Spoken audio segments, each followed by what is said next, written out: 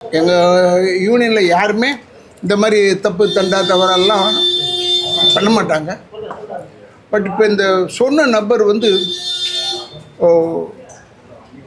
அவங்கள ஏதோ கட்டி பிடிச்சாங்க போண்டாங்கண்டாங்க. நாங்கள் ஒன்றே கம்ப்ளைண்ட் பண்ணோம். இவர்கிட்ட செக்ரட்டரிகிட்ட பேசணும். செக்ரட்டரிகிட்ட பேசுனதுக்கு சரின்னு சொன்னார். சரி சொன்னார்ல. அவரை இப்போ நாங்கள் வந்து இப்போ நீக்கிட்டோமே, அடிப்படை உறுப்பினர்லேருந்து நீக்கிட்டோமே. அவ்வளோதான் மிஞ்சி செய்ய முடியும். யூனியனில் அடிப்படை உறுப்பினர்லேருந்து நீக்கலாம்.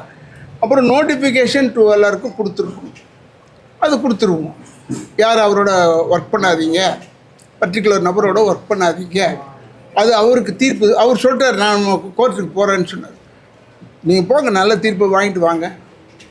அப்போ we can decide. That is different. But இப்போவே எல்லாத்துக்கும் வேணும்னு, ஏன்னா கோர்ட்டில் போடும்போது they case when it came to court, அப்போ she was our member. எங்கள் மெம்பரை உறுப்பினராக இருந்த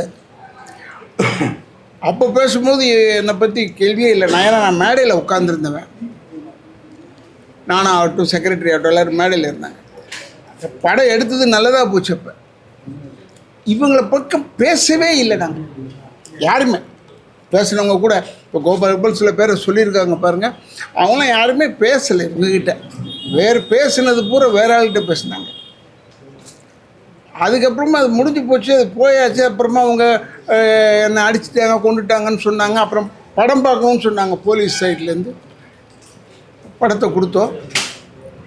படத்தை போட்டு பாருங்கள். படம் போட்டு பார்த்ததில் ஃபேக்ட்ஸே இல்லை.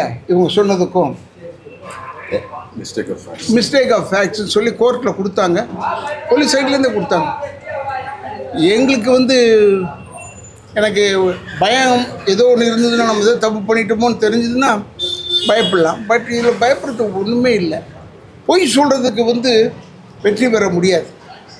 உண்மை எப்பயுமே கொஞ்சம் அமைதியாக இருக்கான வெற்றி வரும். அதனால சொல்கிறேன்.